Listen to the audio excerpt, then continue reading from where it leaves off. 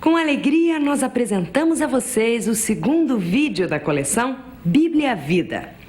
Hoje nós vamos descobrir juntos um método, isto é, um jeito especial e simples para ler, conhecer e interpretar a Bíblia.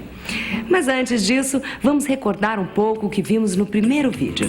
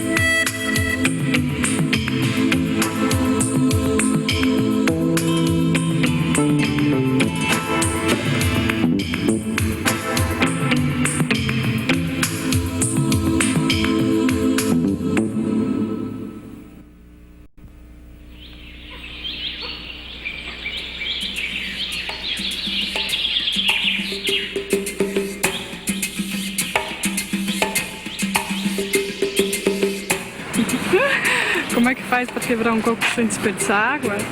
Sem deixar água cair, né? Sem... Ou digamos, se ele for seco, você... Porque comigo é só no facão mesmo. Faz um furinho e talvez seja mais prático fazer um furinho nele e extraí-lo com um canudinho. Não, eu posso escorregar, mas caiu no copo. É difícil. É difícil.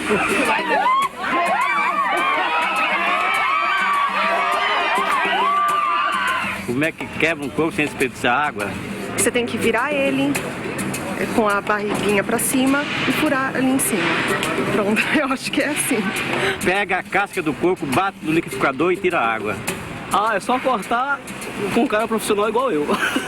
E casca ele, depois que de casca ele, tira, ele tem um olho. Fura o olho, tira a água e depois quebra.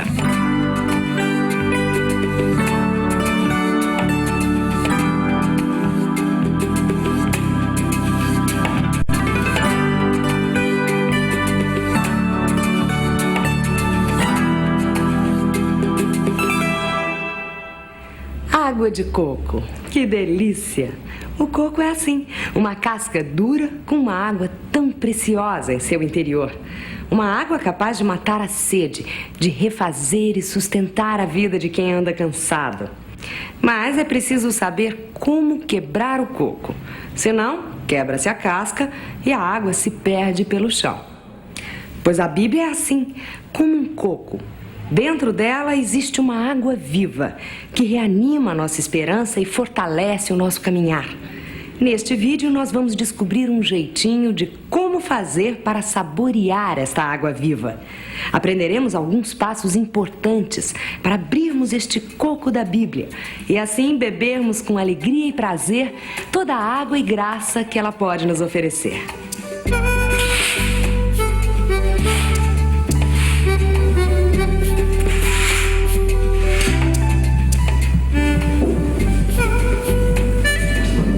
Senhor Armando, eu pensei que a gente fosse fazer a reunião lá na biblioteca.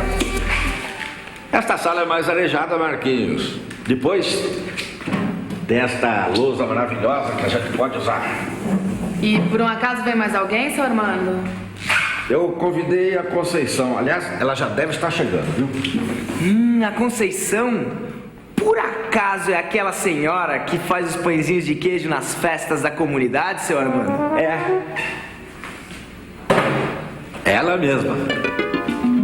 Então, que tal se a gente fizesse a próxima reunião lá na cozinha do centro comunitário? Esfomeado. Oi, gente! Oi, Salame! Tudo bom? Oi, Marquinhos! Tudo bom? Oi, Salete! Prazer, tá boa? Bem. Fabiana ainda não chegou? Ah, a Fabiana também vem. Ela já devia ter chegado. E eu pedi para ela não se atrasar. Tudo bem, Conceição. A gente também acabou de chegar. Dona Conceição, posso saber o que tem aqui dentro? Ah, é pão de queijo, mas é só para o final do nosso encontro. Ah, que legal, hein? Oi pra todos. Finalmente, seja bem-vinda. Obrigada.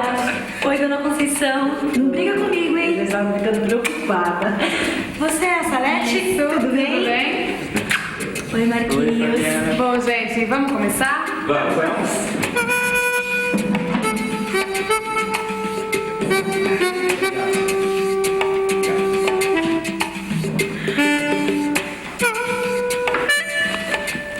Ih, gente, eu não tenho a Bíblia. Não tem problema. Senta aqui do meu lado. Ó, problema resolvido. Ah, que legal. Bom, Armando, eu preparei aquele texto que você sugeriu. Ah, que ótimo. E qual é o texto? Que tal se a gente fizesse uma oração antes de iniciar o estudo? Ótima ideia, Fabiana. Vamos lá? Pedimos que o Espírito Santo nos ilumine e nos ajude em nosso estudo bíblico. E que o nosso grupo seja perseverante e que ele cresça cada vez mais. Amém. Amém. Bom, o texto que nós vamos refletir é Marcos, capítulo 5, versículos 25 a 34. Oba, meu xará. Marcos. Primeiro vamos ler, vamos saborear o texto. Saborear? Dona Conceição, a gente veio aqui para comer ou para estudar? Marquinhos, o que acontece quando a gente vê uma fornada de pão de queijo, bem cheirosa, bem apresentada, com aquela cara boa? Eu fico doidão para devorar todos os pãezinhos de queijo. Pois é assim que devemos ler o texto bíblico, querendo saboreá-lo, querendo devorá-lo, como você disse. Marcos, capítulo 5, versículos 25 a 34. Este é o texto que vamos estudar. É bom lembrarmos que os evangelhos foram escritos muito tempo depois que Jesus morreu e ressuscitou. O evangelho de Marcos foi escrito por volta dos anos 70. Não sabemos exatamente onde. Possivelmente tenha sido na Palestina ou na periferia de Roma. Porém, uma coisa é certa, eram comunidades muito pobres e perseguidas. Por isso, entre as palavras-chave do Evangelho de Marcos, encontramos as palavras fome e medo. Bom, cada um já sabe a sua parte? Bom, então, Armando começa. Aí chegou uma mulher que sofria de hemorragia há já 12 anos. Tinha padecido na mão de muitos médicos, gastou tudo o que tinha e, em vez de melhorar, piorava sempre mais. A mulher tinha ouvido falar de Jesus. Então ela foi no meio da multidão, aproximou-se de Jesus por trás e tocou na roupa dele, porque pensava: Ainda que eu toque só na roupa dele, ficarei curada. A hemorragia parou imediatamente e a mulher sentiu no corpo que estava curada da doença. Jesus percebeu imediatamente que uma força tinha saído dele. Então, virou-se no meio da multidão e perguntou: Quem foi que tocou na minha roupa? Os discípulos disseram: Estás vendo a multidão que te aperta e ainda perguntas: quem me tocou? Mas Jesus ficou olhando em volta para ver quem tinha feito aquilo. A mulher, cheia de medo e tremendo, percebeu o que havia lhe acontecido. Então foi, caiu aos pés de Jesus e contou toda a verdade. Jesus disse à mulher: Minha filha, sua fé curou você. Vá em paz e fique curada dessa doença.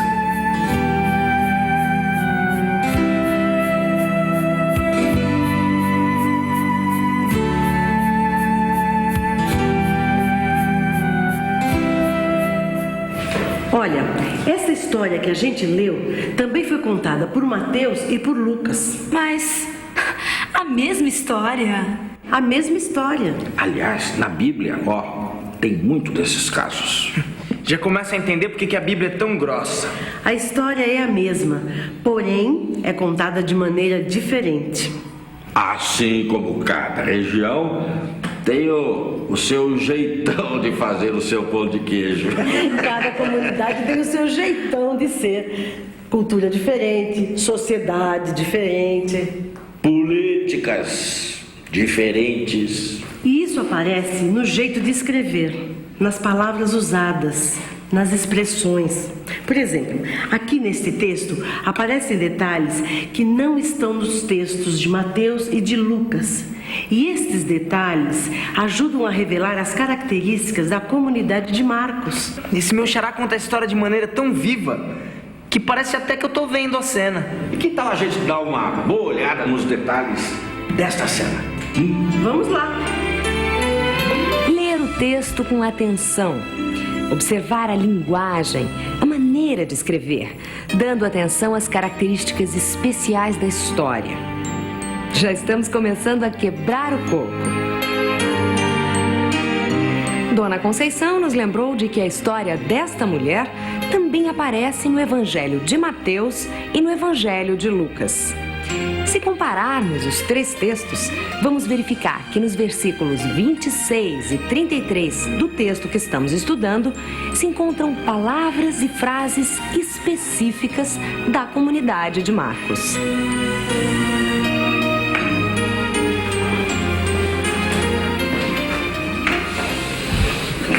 Detalhes significativos, hein? E a mensagem desse texto? Calma, Marquinhos. A gente não pode pegar um texto e logo tirando uma mensagem. Ué, e por que não? Porque a gente corre o risco de distorcer o texto.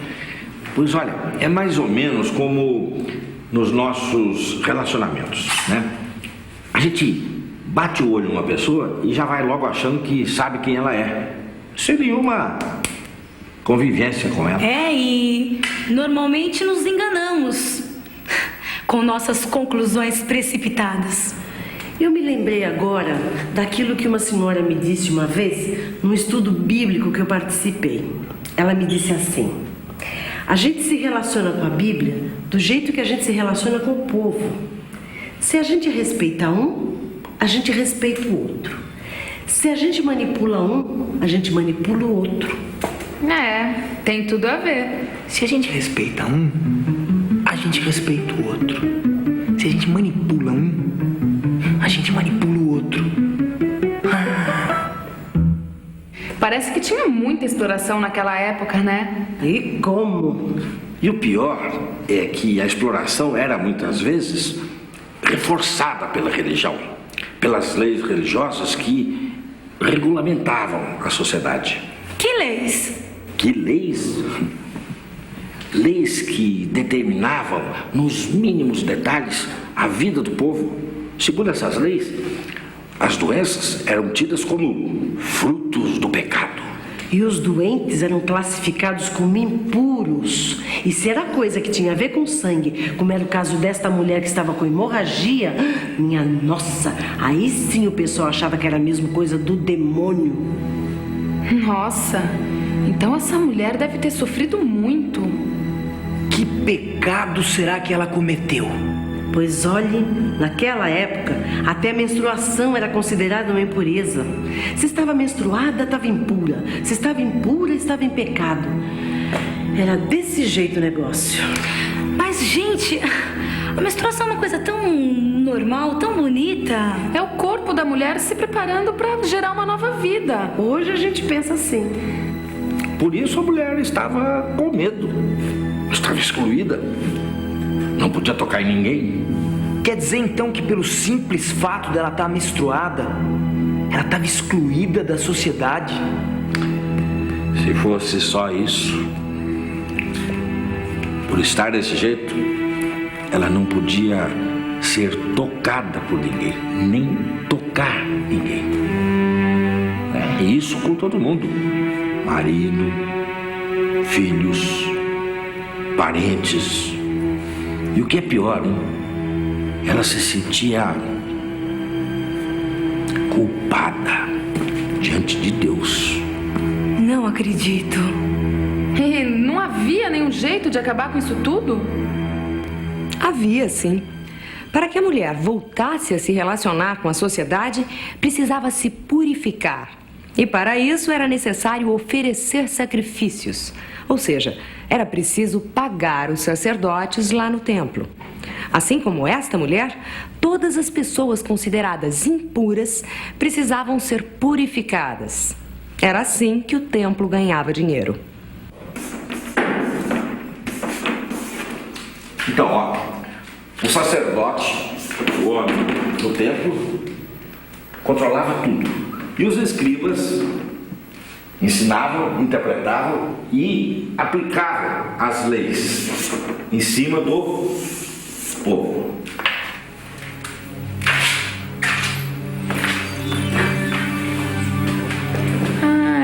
Então é isso que é a religião sendo usada para exploração?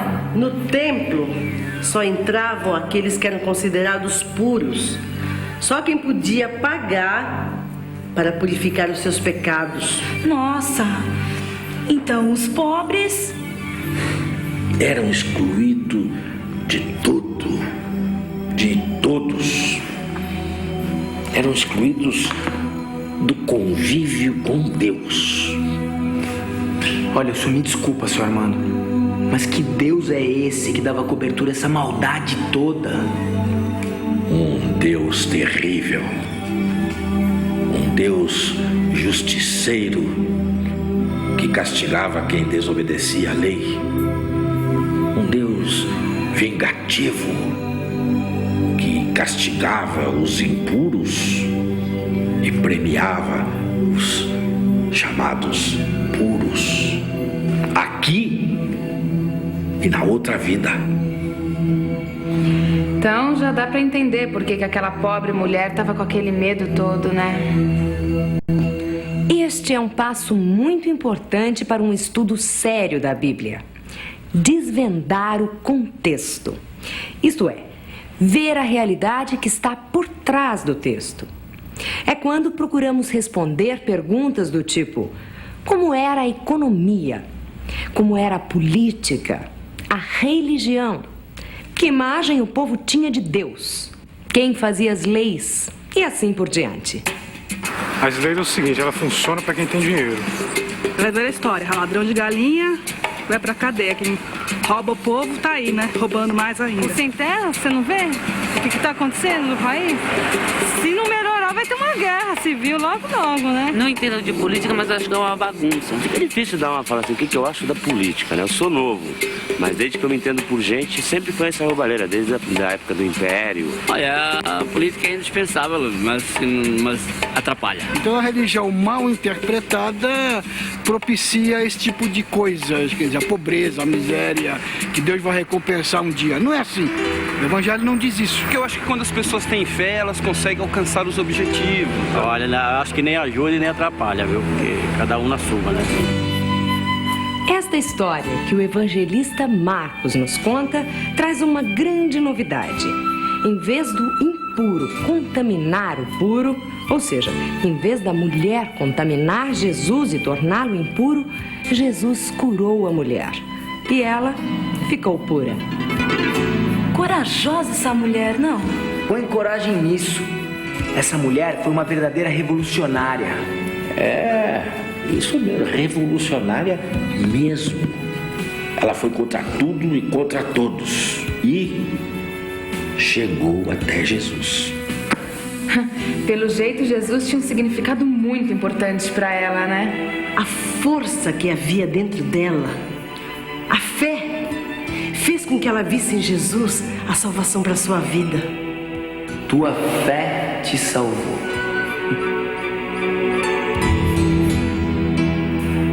Para o Deus da vida não há barreiras. Não tem esse negócio de impuro e impuro. A mulher acreditou no Deus da vida. Recuperou a vida. Recuperou a vida dela e de muita gente. Eita, mulher danada, sou. Ô, dona Conceição, e os pãezinhos de queijo? Esfomeado. Um pouquinho mais de paciência, Marquinhos. Vem cá, vem. Senta aqui um pouquinho do meu lado agora. Tá bem, vai. A gente precisa ver o miudinho da vida das pessoas. Miudinho da vida? Ah, dona Conceição, a senhora sai com cada uma, não? Como será o miolinho do pão de queijo da dona Conceição? Ô, gente, desculpa, vai. Olha, vamos pro miudinho da vida? O que eu quero dizer com isso é a gente chegar bem pertinho das pessoas da história. É homem? É mulher? É estrangeiro? Como é que elas se relacionam?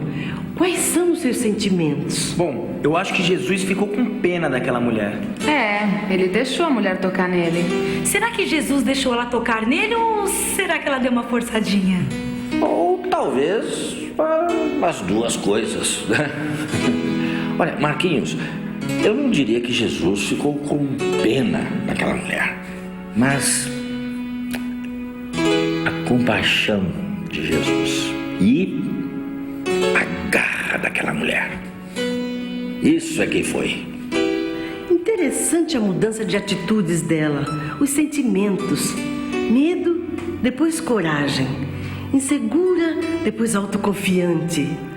Doente, depois cheia de saúde, cheia de vida. E nessa ternura, nessa compaixão, nesse amor de Jesus, ela acabou encontrando o Deus da vida.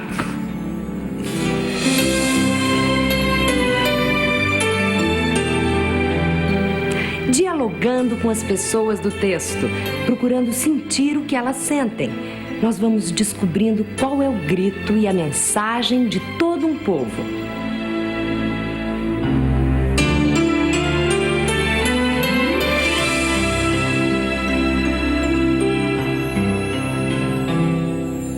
Essa história foi contada e recontada várias vezes para animar as comunidades em sua luta contra a discriminação e opressão. Lendo essa história, as pessoas ganhavam força e inspiração do Deus da vida para construir uma história mais humana e solidária. E então, está sendo difícil quebrar o coco? Se tudo que nós refletimos até agora não serve para a nossa vida hoje, não serve para nada. A senhora tem toda a razão. Eu estava aqui com os meus botões pensando. Puxa vida, faz 2000 anos que isso tudo aconteceu. E parece que a nossa vida hoje não está lá muito diferente não, né? Se é que não tá pior, hein? O que tem de excluídos hoje. As pessoas que vivem na rua. As prostitutas.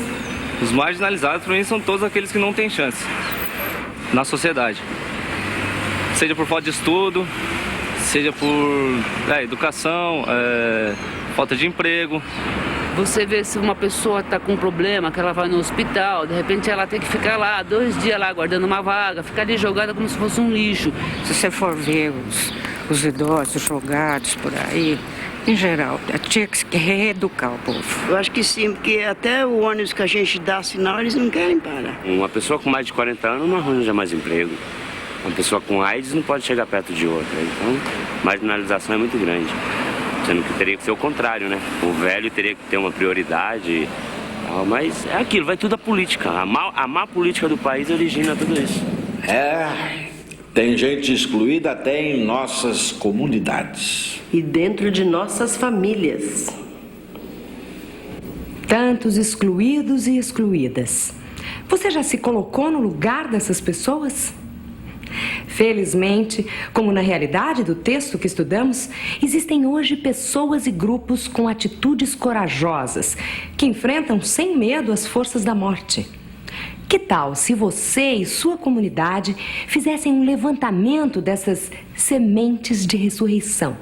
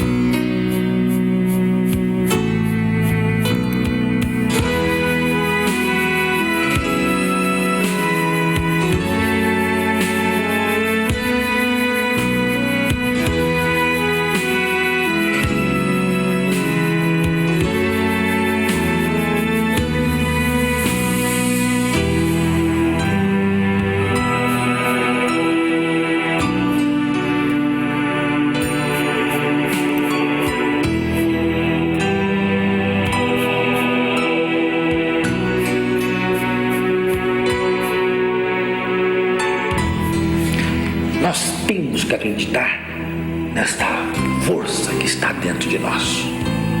Senão, como é que a gente vai acreditar em Deus, nos outros, se a gente não acredita em si próprio?